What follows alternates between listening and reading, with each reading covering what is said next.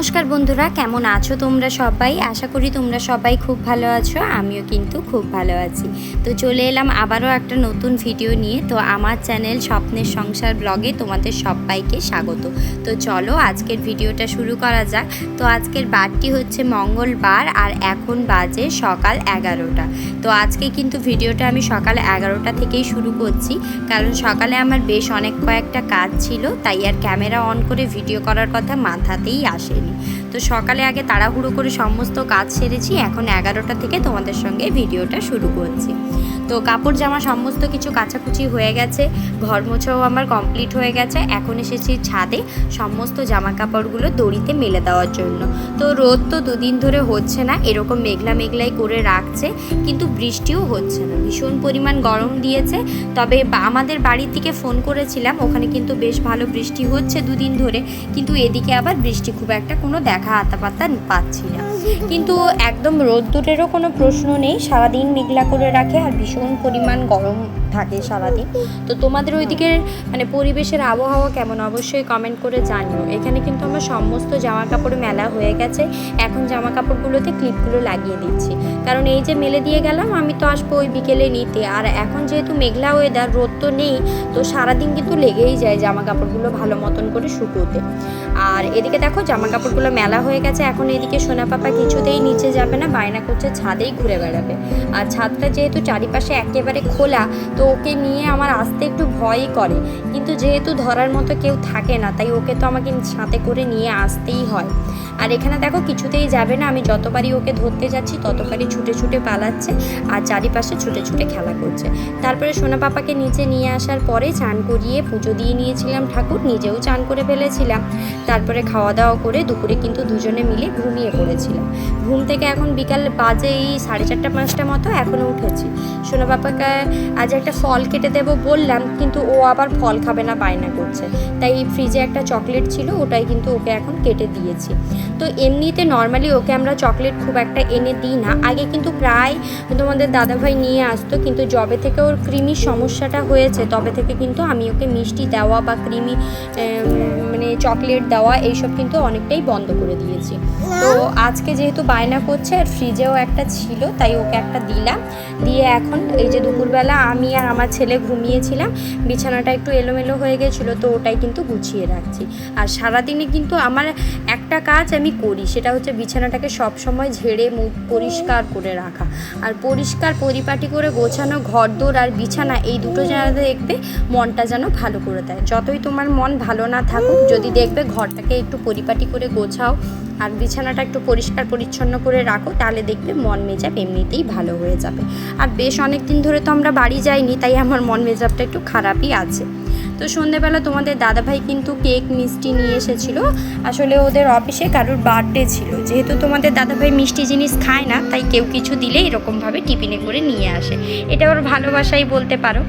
আর এদিকে নিয়ে এসেছিলো সোনা পাপার জন্য ফল, এখানে আপেল ছিল, নাশপাতি ছিল, পেয়ারা ছিল আর ছিল কলা।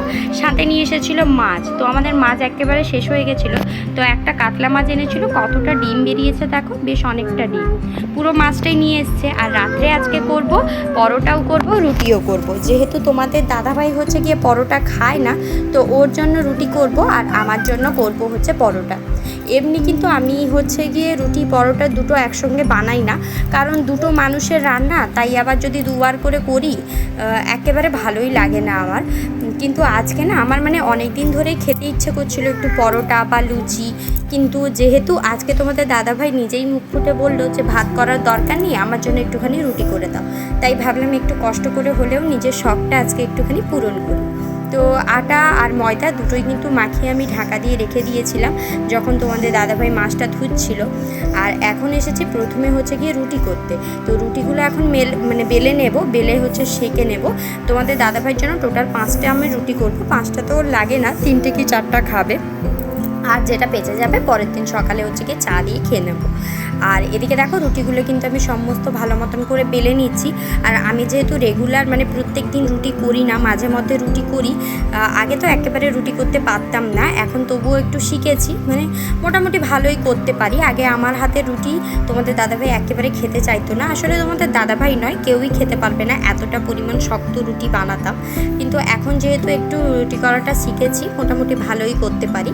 আর এক পাশে গ্যাসে কিন্তু আমি হচ্ছে গিয়ে মানে ওই 5 রকম ডাল যেটা থাকে ওটা একসঙ্গে মিক্স করে সেদ্ধ করতে বসিয়ে দিয়েছি, মানে তরকার ডাল। ওটাই হচ্ছে গিয়ে বানাবো রুটি আর পরোটার সঙ্গে খাওয়ার জন্য।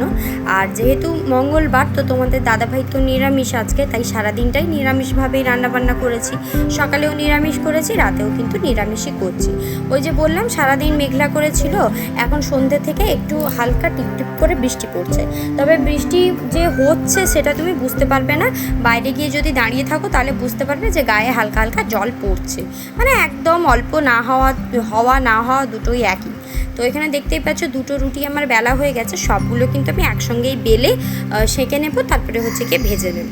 তো চলো ঝটপট করে রুটিগুলো বেলে নিই। আর রুটিটা করা শেষ হলে কিন্তু আমি হচ্ছে গিয়ে পরোটাগুলো ভাজবো। তো আজকে কিন্তু ময়দা দিয়েই পরোটা করব। তো লুচি করব ভেবেছিলাম, কিন্তু তারপরে আবার ভাবলাম একার জন্য অত ছোট ছোট করে একটা একটা করে বেলতে বেলতে বেশ অনেকটা টাইম লেগে যাবে, তার থেকে যদি বড় বড় পরোটার আকারে বেলে নিয়ে ভেজে নিই তাহলে কিন্তু তাড়াতাড়ি হয়ে যাবে।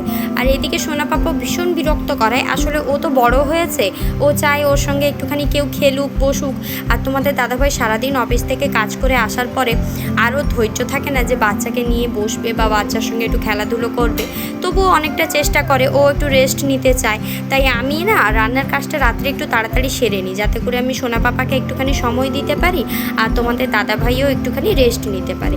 এখানে আমার সবকটা রুটি কিন্তু বেলা হয়ে গেছিলো, তো সবকটাই এখন ভালো মতন করে হচ্ছে গিয়ে সেঁকে নিচ্ছি তাওয়াতে। সেঁকে নিয়ে তারপরে হচ্ছে গিয়ে জালিতে দিয়ে ফুলিয়ে নেব। অনেকে দেখেছি তাওয়াতেই সুন্দর ফুলিয়ে নিতে পারে, কিন্তু আমি আবার পারি না, যেহেতু আমার রেগুলার রুটি করা হয় না, তাই রুটি করাটা এখন আমি পুরোপুরি শিখে উঠতে পারি না। কেউই তো আর সব কিছু শিখে আসে না, কিন্তু আস্তে আস্তে অবশ্যই শিখে যায়। তো আগে যেমন রান্না আমি বাড়িতে করতাম, কিন্তু খুব একটা ভালো রান্না যে আমি করতে পারতাম তা কিন্তু নয়, মানে মোটামুটি খেয়ে নেওয়া যাবে এরকম রান্না করতাম। কিন্তু এখন আবার আমি রান্না কিন্তু খুব ভালো করি, তো আমার হাতে যেই খায় সেই বলে খুব ভালো রান্না হয়েছে। তো এখানে দেখো সমস্ত রুটিগুলো আমি উল্টে পাল্টে করে সেঁকে নিচ্ছি, এরপরে হচ্ছে গিয়ে ফুলিয়ে নেব। তো চলো রুটিগুলো সমস্তটা ভেজে নিই।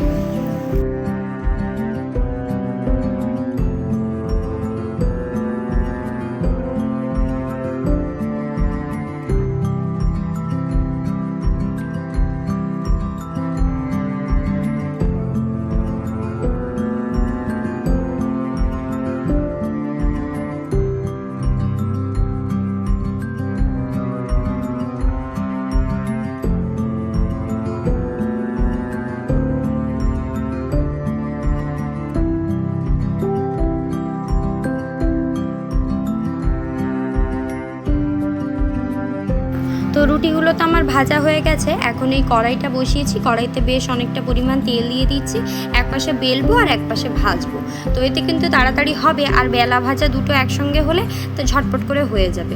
তো যেহেতু তোমাদের দাদাভাই এমনি ভাত তরকারি রান্না করে দিতে পারে, কিন্তু রুটি বলো রুটি বা পরোটা কোনোটাই বেলতেও পারবে না, মাখাতেও পারবে না, ভাজা তো দূরেরই থাক। তো এই দুটো ঝামেলা কিন্তু আমাকে একাকেই করতে হয়।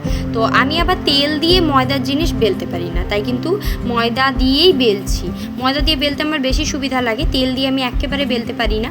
এতে করে তেলটা কিন্তু নোংরা হয়ে যায়, যেহেতু ময়দার গুঁড়োগুলো তেলের মধ্যে পড়ে যায়, তো তেলটা একেবারে নোংরা হয়ে যায়, ও পরে আমাকে আবার খাটুনি করে তেলটাকে ছাঁকতে হয়। এদিকে দেখতেই পাচ্ছ আমি কিন্তু হচ্ছে গিয়ে পরোটাগুলো সুন্দর মতো করে বেলে নিচ্ছি।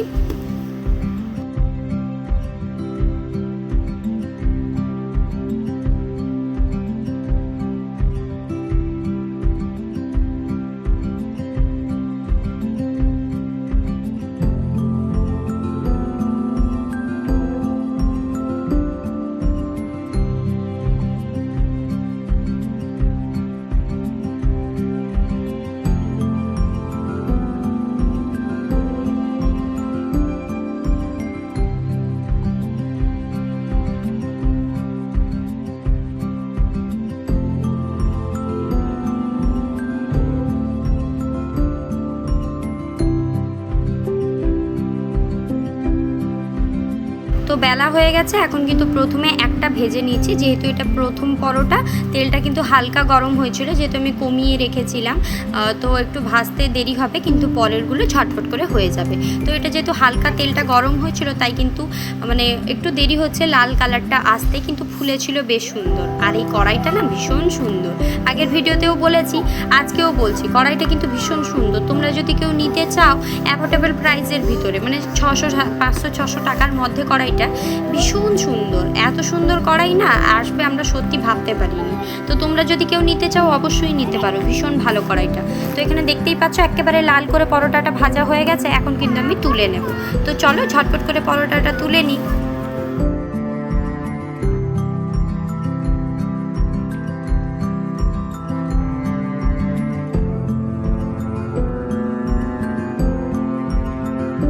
তো তরকার ডালটা কিন্তু সেদ্ধ হয়ে গেছিলো, রুটি করতে করতেই সেদ্ধ বসিয়ে দিয়েছিলাম, তাই হয়ে গেছিলো। তারপরে কিন্তু সমস্ত মশলাপাতি দিয়ে তরকার ডালটা আমি দিয়ে একটুখানি নাড়াচাড়া করে যথেষ্ট পরিমাণ জল দিয়ে এটাকে ঢাকা দিয়ে হচ্ছে গিয়ে ফুটতে দিয়ে দেবো। একটু ফুটে নামানোর আগে একটু গরম মশলা গুঁড়ো দিয়ে নামিয়ে নিলেই কিন্তু আমাদের তরকা রেডি হয়ে যাবে। আর এখানে বুঝতেই পারছো অনেকটা জল দিয়েছি, তার কারণ হচ্ছে তরকার ডালটা আমি ভিজিয়ে রাখিনি, তো সেদ্ধ হতে আর একটু লাগবে, তাই একটু বেশি পরিমাণ জল দিয়েছি যাতে করে সেদ্ধ হয়ে যায়।